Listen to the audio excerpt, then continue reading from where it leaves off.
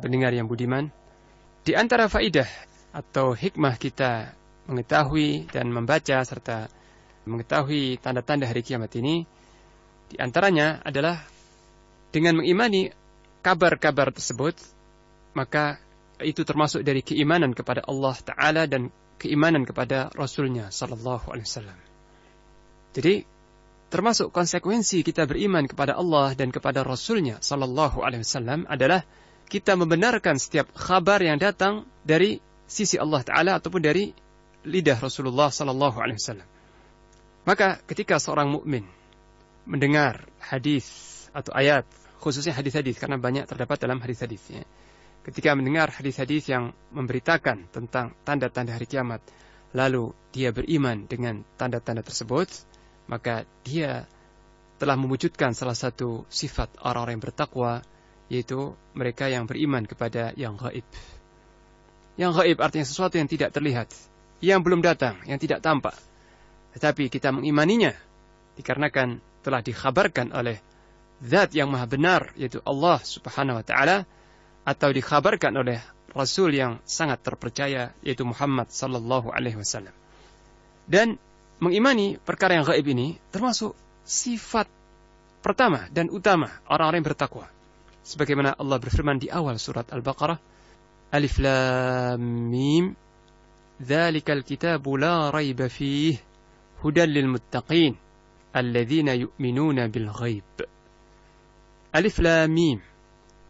Kitab itu, yakni Al-Quran, tidak ada keraguan di dalamnya. Sebagai petunjuk bagi orang-orang yang bertakwa. Siapakah orang-orang yang bertakwa itu? Yang akan mendapat manfaat dan mendapat petunjuk dari kitab Allah? Diterangkan di ayat berikutnya, sifat pertama dan utama orang-orang yang bertakwa, yakni alladzina yu'minuna bil ghaib. Yaitu mereka yang beriman kepada hal-hal yang gaib. Jadi sifat orang yang bertakwa, sebelum mendirikan salat yang 5 waktu, sebelum menunaikan zakat, sebelum yang lain-lain, sifat yang pertama, yang paling khusus dari orang-orang yang bertakwa adalah yu'minuna bil ghaib. Mereka beriman kepada perkara-perkara yang gaib, yang tidak terlihat oleh mata, tidak tertangkap oleh panca indera, tidak mungkin bisa kita ketahui dengan fisik kita, tetapi semata-mata karena kita mendengar ayat Al-Quran berbicara tentang kabar, suatu kabar, atau hadis Rasulullah Sallallahu Alaihi Wasallam mengkabarkan kepada kita tentang suatu peristiwa atau berita yang ini masih sangat jauh terjadi atau kita tidak mengetahuinya, tidak pernah mengetahui. Tetapi ketika sampai kepada kita ayat atau hadis tersebut, maka kita membenarkan, kita mengimani perkara tersebut. Ini termasuk dari al-iman bil ghaib, beriman kepada perkara yang gaib yang merupakan sifat terkhusus orang-orang yang bertakwa. Kemudian faedah yang kedua adalah terjadinya perkara-perkara gaib, perkara-perkara yang gaib tadi sesuai dengan apa yang dikhabarkan oleh nas-nas, ini akan semakin meneguhkan keimanan dan memperkuatnya. Jadi ketika perkara yang gaib atau kabar-kabar gaib tersebut yang telah dikabarkan 15 abad yang lampau oleh Rasulullah Sallallahu Alaihi Wasallam, kita melihatnya terjadi pada abad ini atau telah lewat sebelum kita, ternyata apa yang beliau kabarkan itu terjadi persis seperti yang beliau kabarkan. Maka seorang muslim ketika menyaksikan atau mendengar itu akan semakin bertambah keimanannya, semakin kokoh dan semakin kuat keimanannya. Kemudian hikmah berikutnya adalah mengokohkan keimanan kepada hari akhir atau hari kiamat. Hari kiamat dengan segala peristiwa-peristiwanya yang itu semua gaib. Mengimani hal itu termasuk salah satu rukun iman. Termasuk salah satu rukun iman, yaitu rukun iman yang kelima.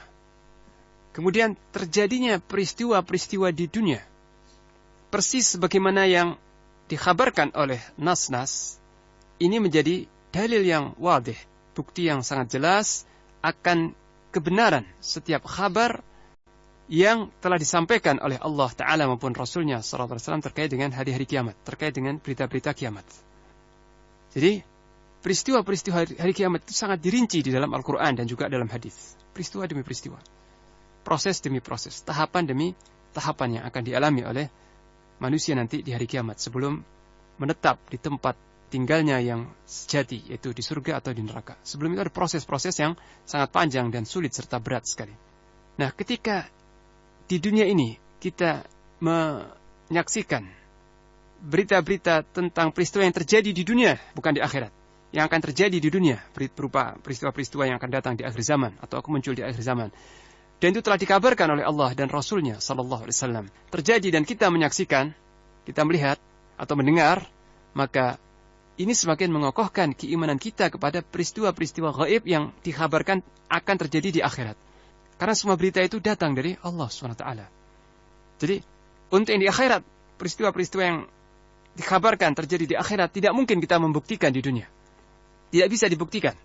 Karena itu nanti di akhirat. Baru bisa dibuktikan setelah hari kiamat terjadi.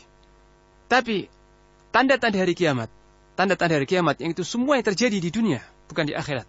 Tanda-tanda hari kiamat itu terjadinya di dunia. Peristiwa demi peristiwa. Bencana demi bencana.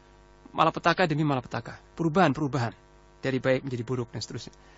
Ini telah dikabarkan oleh Rasulullah SAW dan kemudian kita menyaksikan sendiri dengan jelas, dengan nyata, dengan gamblang sekali. Maka ini akan semakin mengokohkan keimanan kita kepada hari akhirat dengan segala proses dan peristiwa dahsyatnya. Kenapa? Karena apa yang dikabarkan terjadi di dunia ini benar, maka apa yang dikabarkan akan terjadi di akhirat juga benar. Karena kedua berita itu datang dari Allah Ta'ala yang maha hak dan juga dari Rasulnya Sallallahu Alaihi Wasallam. Ini. Kemudian di antara hikmah yang berikutnya, kita mengimani tanda-tanda hari kiamat itu adalah bahwasanya Allah Ta'ala mengutus Rasulnya Muhammad Sallallahu Alaihi Wasallam untuk membimbing atau menunjuki umatnya kepada kebaikan dan memperingatkan dari semua keburukan.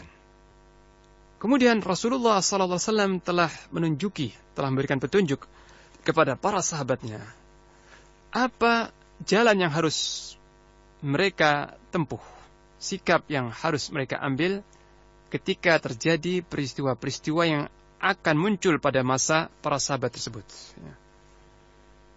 Jadi setelah beliau mengkhabarkan akan terjadi suatu peristiwa seperti ini, maka beliau memperingatkan umatnya, kalau itu terjadi jangan sampai kalian ikut terlibat dalam fitnah itu, atau jangan sampai kalian larut dalam keburukan tadi. Kalian harus waspada. Masing-masing orang harus bertakwa kepada Allah dan menjaga dirinya sendiri.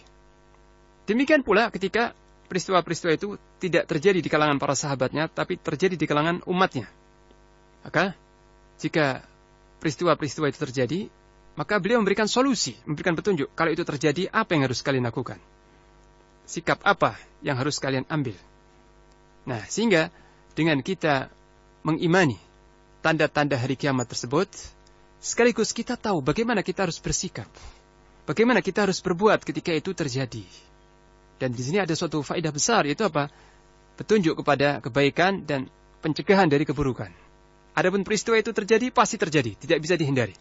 Cuma kalau itu terjadi, apa yang harus kita ambil? Sikap apa yang harus kita tempuh? Karena boleh jadi akal manusia akan bingung ketika terjadi peristiwa demi peristiwa yang kadang-kadang membingungkan dan membuat manusia gelisah. Ini bagaimana kita menyikapinya dan seterusnya. Maka di sini faedah kita mengimani tanda-tanda hari kiamat seperti yang dikabarkan oleh Rasulullah SAW itu membuat kita sekaligus tahu bagaimana kita harus bersikap. Nah, ini beberapa hikmah dan faedah dari kita mengetahui sekaligus mengimani asyratus sa'ah, tanda-tanda hari kiamat.